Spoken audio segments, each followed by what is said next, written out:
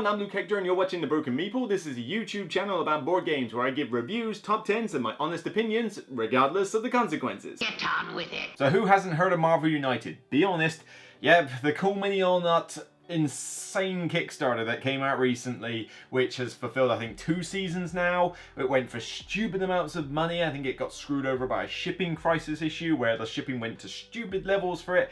And yeah, it certainly got a decent amount of buzz. And I thought, okay, seriously, I do not back Cool Mini or Not Kickstarters anymore because they're just too expensive. Rising Sun was the last time I did it, and even that one, which I really like the game, I regret paying that much money for it. So I decided to not grab this one, and I thought I'd wait until retail. And now it's on retail, and it's a little bit easier to get hold of in the UK. I figured grab a base set and just see if any of that hype was justified. The premise of the game is pretty simple. You have one villain that you'll go up against. You will take command of X amount of heroes depending on the number of players or how many you want to control.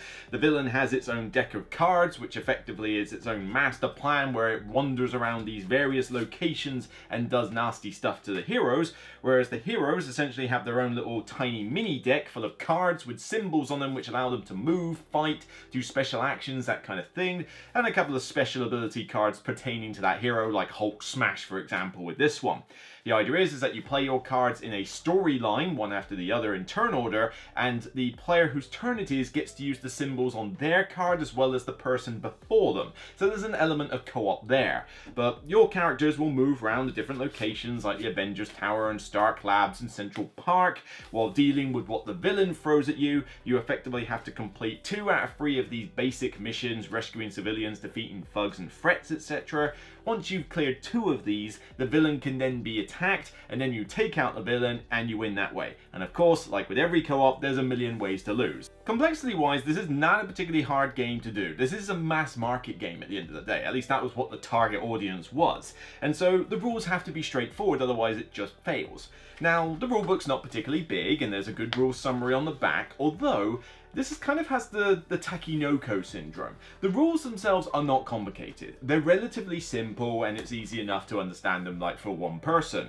But when you're explaining it, much like Takinoko, you realise that this game is simple, but there's quite a few rules to explain. Not too many, I mean it doesn't go too far on that front, but as much as this is for family weight and kids can get into it and non-gamers, you sort of find yourself as, yeah, maybe there's just one too many rules that this game could have like trimmed out or could be on a reference aid for players, because there is no reference aid. You have the rules summary on the back, but again, would it be so hard just to have a quickie little minor reference aid card for every player just to go over some very basic bits, particularly what the villain does, because you have to think, right, the villain's got to move, it's got to put stuff out, it's got to do BAM effects, hang on, BAM effect of him and the threat things, and also there's some move effects, oh, if he moves onto this location he does things, and of course there's the unique characteristics of the villain itself. So there's a few little things to track and a few things to bear in mind, but overall it's still a simple game, and non-gamers and families and children of a decent amount of age should be able to get into it reasonably easily. The game is a co-op, but you can just play this solo really, although not using the solo mode that's in the book. The shield mode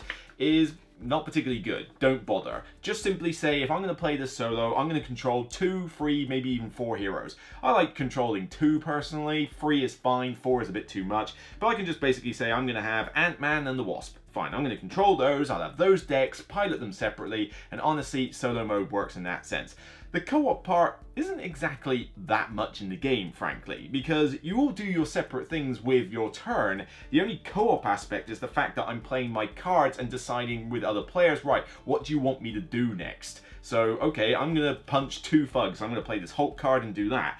So Black Widow next to me is basically thinking like, I'm playing these 2 and I'm saying, right, well, what do you want from me? Do you want to punch stuff? Yeah? Okay, cool. Then I'll put this card out, punch 2 things, and then you can put this move card out, which means you get to move and then punch 2 things. The decision making is there and there is a little bit of discussion, but it's not extensive and the choices aren't exactly that, hard to make. I mean, you're basically just going, what do you want to do? Punch, special action, or what? Okay, right, cool. And we just do that.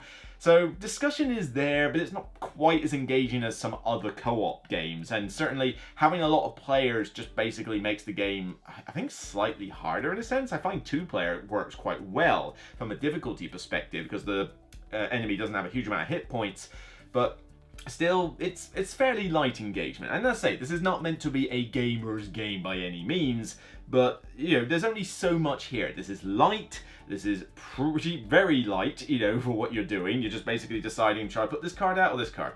That card, fine.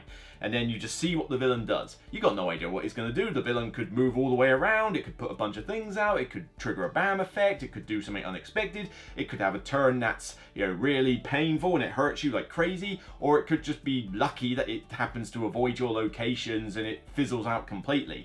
The game is very Swingy like that. You know, you can have a game where you absolutely obliterate Red Skull. You kill him outright, nothing, he barely does anything, it's just like, oh, what was all that about Hydra then? And then, from experience, you can play a game where he has to get his fear track to 20 to win the game. I had a game where on his second turn he was on fear track 11. Yeah, and that was literally just by bad luck of the cards. In terms of production quality, you know, you think, alright, it's Spin Master Games, but Cool Mini will not have their hand with the miniatures. So you think, as much as everything else is fairly basic, I mean, it's just basically flimsy cardboard and some pretty basic card stock, and sort of artwork is chibi-fied. I got used to it, some people might hate it, but you might be thinking, well, it's Cool Mini or not, the miniatures have got to be awesome. Well, they are and they aren't. You know, it's red and blue plastic, which means that they're going to look fairly generic unless you paint them, which I can't, so they're always going to look like this. They are good, and the chibi-fied thing I can get over. You know, they're good poses, they're good action poses, and these miniatures are not bad. Except for one. Yeah, this is supposed to be a Kickstarter that took triple-digit figures to buy.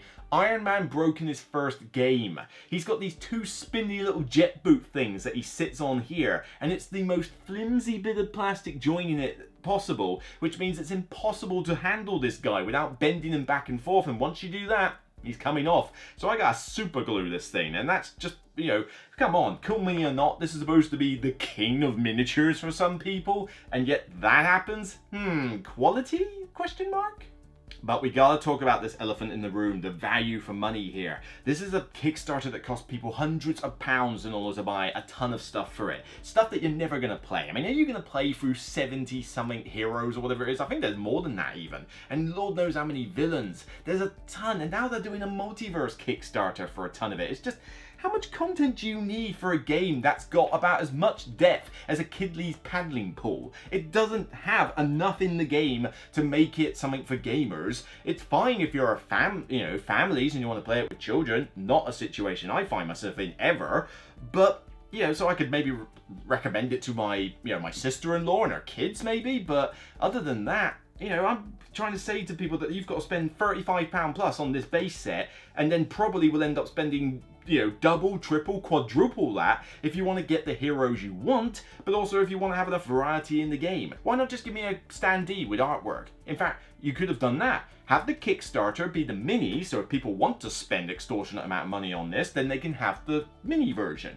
But then other people who want a cheaper experience could just buy a retail edition standee version, where all of these are replaced by a King of Tokyo sized cardboard standee with artwork. It would probably look better on the table, compared to an unpainted model, and it would cut the price in half because, let's face it, with fairly flimsy cardstock and, this stuff which is not particularly hard to produce, and a few tokens, really the cost of this game is entirely these. And as we've proven, they're not exactly flawless in this regard. So Marvel United is a fine game. It's okay. I can get a little bit of fun out of it. It is quick. It is relatively simple to teach. Maybe one too many rules in there, but nothing too bad. And it gives me a little bit of fun, but I feel like I'm riding the Marvel theme a bit much when I say that. The game is pretty straightforward. You just play a card and then see whether you want this symbol or not, and then they play another card and you just rinse and repeat, and that's all it is. And the villain just does its own thing that you can't really game the villain. You just have to accept the villain will do something random and it happens. So some of my enjoyment comes from the simplicity, but then a lot of my enjoyment just comes from the fact that I'm playing some of my favorite Marvel characters. I can roleplay being the Hulk or Captain America or Iron Man when he's not broken.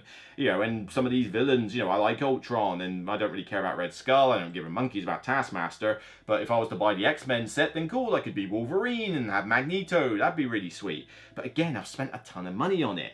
This feels like a game for an audience where the simplicity and the rule set and the light gameplay fits, but the value doesn't fit. And I don't want to spend all this money to get a ton of this stuff just for a very light game. You know, I play it every now and again, and if somebody has a bunch of it and wants to play it for 30 minutes, you know what, I'll play it. But I can't see it being a keeper, but then part of me wants to hang on to it just because it's very simple and I can teach it. But then I don't want to spend tons of money on expansions. It's a problem, and I do think that Cool Mini or Not is not the best value for money that you can get. I'm giving it a 6 out of 10. It's fine, it does the job, it's light, it's simple, and it is a fun little game, but it's not something that I could see myself wanting to spend that much money on. And I can't recommend people just go out and buy the base set on its own, because eventually you're going to get bored playing these same 3 villains with a few heroes, of which you've got, you know, I'm not that fussed about having Black Widow, I'd rather have Wolverine, you know, and in order to get those villains like all the heroes like Spider-Man that I really want, I've got to go out and buy another set for an extortionate amount of money for what you get, just because they've got miniatures, which some break and some don't. So 6 out of 10, it's above average, but I don't see the massive hype for it. So that's it for me on this episode. If you like what you see, please thumb it up on Board Game Geek and YouTube. Get your comments down below. What are your thoughts on the game? Have you invested tons of money into it, or are you just coming into this casual? Do you play it with families? Do you play it with gamers? I'd kind of like to know all your thoughts. But of course, if you want to check out more content on the show, then by all means, check out my recent top 10 I did for anticipated-ish games that I'm looking forward to in 2023. Again, ish. So take care, and remember, regardless of whether your Iron Man figure broke or not, it's still only a game. Bye for now.